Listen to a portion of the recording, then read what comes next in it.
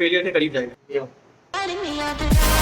की trend individuals यानी कि ज़्यादा ऐसे अपराइट हो गया।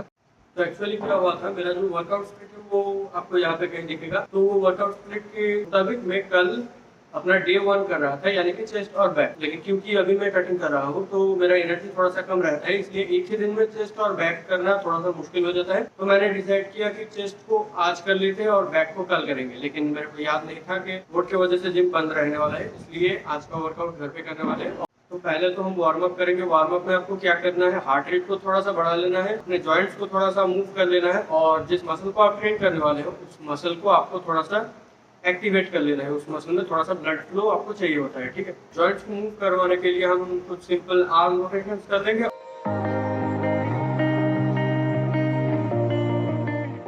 मसल को एक्टिवेट करने के लिए, यानी कि बैक के मसल्स को एक्टिवेट करने के लिए हम कुछ एक्टिव हैंग्स कर लेंगे। एक्टिव हैंग्स यानी कि स्कैपुला को एक्टिवेट करके बार के साथ हैंग करेंगे। एक्चुअली एक्टिव हैंग नहीं, हम करने वाले हैं स्कैपुलर पुल-अप्स।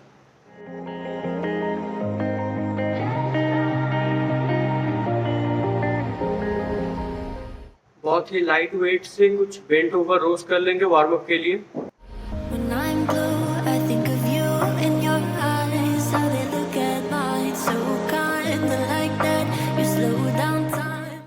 पहला एक्सरसाइज होने वाला है पुल अप। इसके टोटल हम 5 सेट्स करेंगे। इतने सेट्स क्यों कर रहा हूँ वो मैं एक सेट कर लूँ उसके बाद बताता हूँ, ठीक है। और हाँ, पहले सेट में हम ऑलमोस्ट फेलियर के करीब जाएंगे।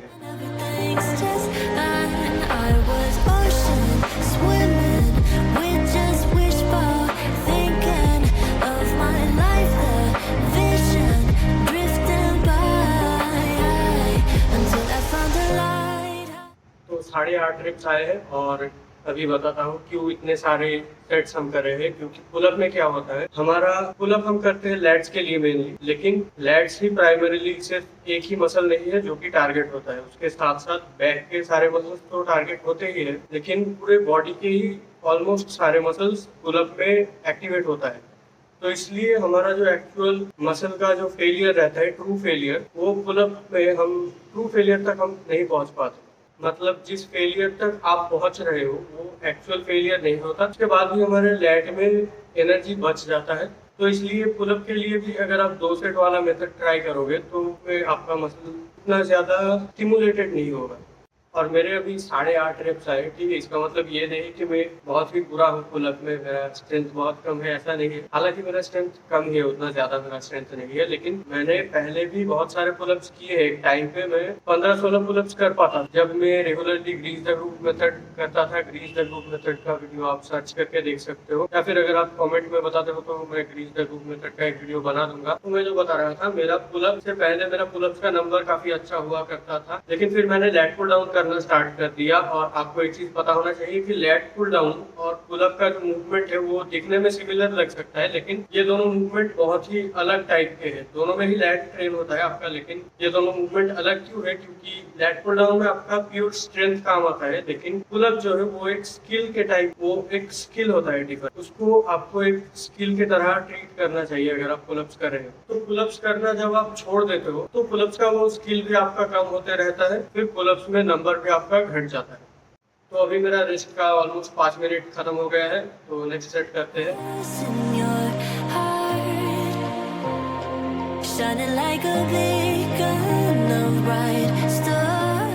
अभी सेकंड सेट में मैंने सिर्फ 5 रिप्स क्यों किया, अभी उसके 2 कारण है। एक तो कारण है मेरे पास उतना एनर्जी नहीं बचा है, फेलियर जल्द हिट हो गया है, ठीक है। फेलियर के करीब गया था, अभी और एक रिप आ सकता था, 6 रिप्स कर सकता था, लेकिन 5 रिप्स तक ही किया। क्योंकि अभी जो 4 सेट्स बाकी है, यानी कि टोटल 5 सेट्स में से पहले सेट में हम फेलियर तक गए, लेकिन उसके बाद जो 4 सेट्स रहेंगे उनमें हम फेलियर टच नहीं करेंगे। यानी कि पुलअप्स में मैं क्या कर रहा हूँ, मेरा जो पहला सेट है उसमें फेलियर तक जा रहा हूँ और नेक्स्ट सेट्स में ट्राई कर रहा हूँ फेलियर तक। मेरा मतलब जितने रेप्स आए थे पहले सेट में उससे 3-4 रेप्स कम करने का मैं कोशिश कर रहा हूँ। अभी जैसे कि मैंने सोचा था मेरे पहले सेट में अगर 8.5 रेप्स आए तो नेक्स्ट सेट में शायद 7 रेप्स आ जाएंगे, लेकिन एक्चुअली 7 रेप्स नहीं आते। अगर मैं फेलियर तक भी जाता तो मेरे 6 रेप्स तक आते, मैक्सिमम 6.5 रेप्स तक, लेकिन 7 तक नहीं जाता। तो अभी मुझे लग रहा है कि जो मेरे बाकी 3 सेट्स बचे हैं उनमें मैं 5 रेप्स तक भी नहीं जा पाऊंगा, उससे भी मेरा कम आएगा। तो देखते हैं कैसा जाता है।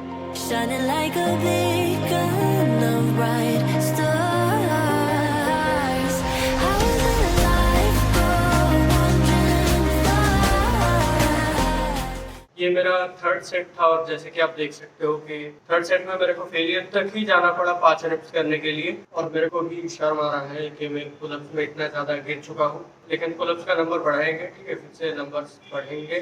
कटिंग खत्म हो जाने के बाद मैं फिर से ग्रीस तक करने वाला हूँ और पुलअप्स का नंबर बढ़ा के ट्राई करने वाला हूँ कि इस बार हम 20 तक जा पाए, यानी कि एक सेट में 20 पुलअप्स तक हम जा पाए, ट्राई करेंगे। अभी पुलअप्स के 2 सेट्स बाकी है और शायद उनमें से 2 सेट्स में नहीं करने वाला और एक सेट शायद करूंगा। उसमें अगर मेरा 5 रेप्स अच्छे से नहीं आता तो वहाँ पे ही पुलअप्स बंद कर देंगे और नेक्स्ट एक्सरसाइज पे जाएंगे। नेक्स्ट एक्सरसाइज जो हम करने वाले हैं वो है इन्वर्टेड रोज, ठीक है। और रोज का हमारा जो सेटअप था वो आप देख सकते हो, ये जो पुलअप बार है यहाँ से था, पिछले वीडियो में आपने देखा होगा, यहाँ से 2 रस्सी से लटक गए थे, तो वो सेटअप मैंने अनसेटअप कर दिया था। अनसेटअप मतलब मैंने खोल के रख दिया था, वो अभी फिर से मेरे को सेटअप करना है। उसके बाद नेक्स्ट एक्सरसाइज करेंगे और नेक्स्ट एक्सरसाइज के पहले अभी पुलअप का और एक सेट ट्राई करेंगे। अगर 5 आ जाते हैं तो अच्छा है, लेकिन मुझे लगता है 5 रेप्स नहीं है।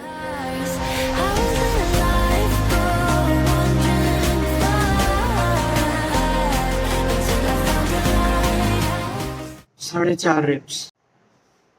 ओपिनियन चेंज, अगर आप नया नया पुलअप स्टार्ट कर रहे हो तो आपको 5 सेट्स करने की कोई जरूरत नहीं। पहले कम नंबर से स्टार्ट करो, फिर थोड़े थोड़े करके सेट्स बढ़ाते रहो। जैसे कि मैं नया स्टार्ट कर रहा हूँ, मैं लैट पुल डाउन किया करता था, पुलअप्स नहीं करता था। पुलअप्स मैंने बहुत दिन पहले करके छोड़ दिया है, इसलिए अभी मैं जो स्टार्ट कर रहा हूँ वो भी एक बिगिनर लेवल है, आप कह सकते हो। लेकिन अगर आप रेगुलरली पुलअप्स कर रहे हो बहुत दिनों से तो आप 5 सेट्स कर सकते हो या फिर उससे भी ज्यादा कर सकते हो, अगर आपको हैबिट है पुलअप करने का। अभी मेरे जैसे बिगिनर्स को, जिनको डी ट्रेंड इंडिविजुअल्स कहते हैं, उन लोगों के केस में क्या होता है, उनका जो प्रोग्रेस है वो ज्यादा फास्टर होता है नॉर्मल बिगिनर लोगों से, क्योंकि मसल मेमोरी नाम का एक चीज होता है जिसके वजह से उनका बॉडी याद रखता है कि इस बंदे ने पहले भी ये स्किल में या फिर इस चीज में कुछ कर रखा है पहले से। इसलिए जब वो कुछ दिन ब्रेक के बाद, यानी कि डी ट्रेन हो जाने के बाद, जब वो फिर से स्टार्ट करता है तब उसका प्रोग्रेस ज्यादा जल्दी होता है। पहले वो जिस लेवल पे था उस लेवल पे फिर से आने के लिए उसको पहले से कम वक्त लगता है। ये देखो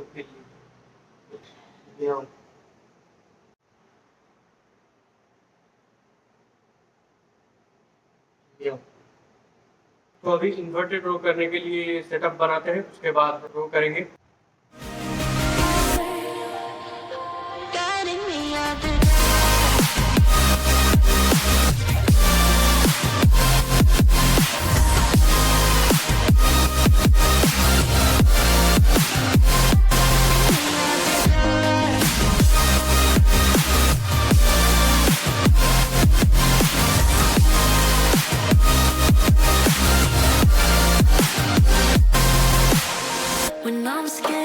Send a flare and you're here in a flash. When I ask, oh dear love, where did we come from? You say that like the sun. I had the will and mission, but the wrong position. I was open, praying for a sign.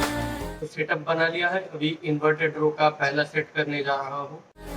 Until I found a lighthouse in your shining like a beacon of bright stars. How does life go wandering far until I found a lighthouse guiding me out the dark. 9 repetitions आए हैं।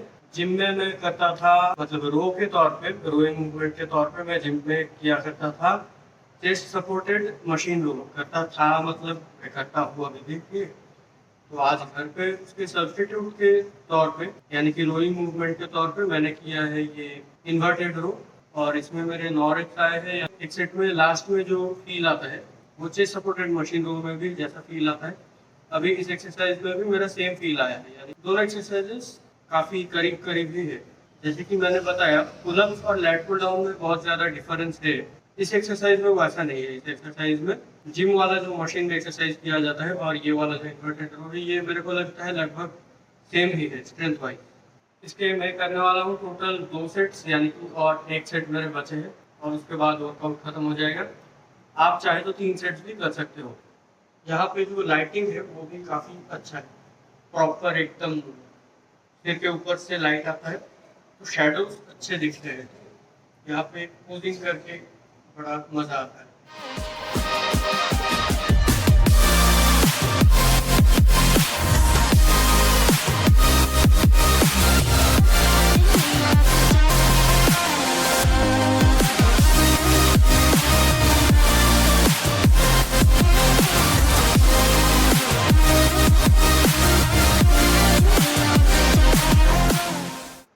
Inverted रोज complete हो गए हैं। इनमें मैं दोनों ही sets में failure तक गया हूँ। फेलियर तक आपको भी करना है अगर आप ये वर्कआउट फॉलो कर रहे हो। फर्स्ट सेट में हमने पैरों को थोड़ा सा ज्यादा एलिवेटेड रखा था, यानी कि मेरा जो बॉडी था वो जमीन के साथ ज्यादा पैरेलल था, तो उसको वजह से उसका डिफिकल्टी थोड़ा सा ज्यादा था। उस सेट में मेरे 9 रेप्स आए थे और लास्ट वाला जो सेट था उसमें मैंने लोड थोड़ा सा कम करने के लिए पैर का एलिवेशन थोड़ा सा कम कर दिया था, तो बॉडी जो है वो ग्राउंड के साथ पैरेलल जो था वो थोड़ा सा कम हो गया, यानी कि ज्यादा ऐसे अपराइट हो गया, तो सेट थोड़ा सा इजी हो गया। उस सेट में भी मेरे 9 रेप्स आए। तो हमारा बैक का वर्कआउट खत्म हो गया। अभी इसके बाद आएगा लेग का वर्कआउट। वो देखने के लिए चैनल को सब्सक्राइब कर देना।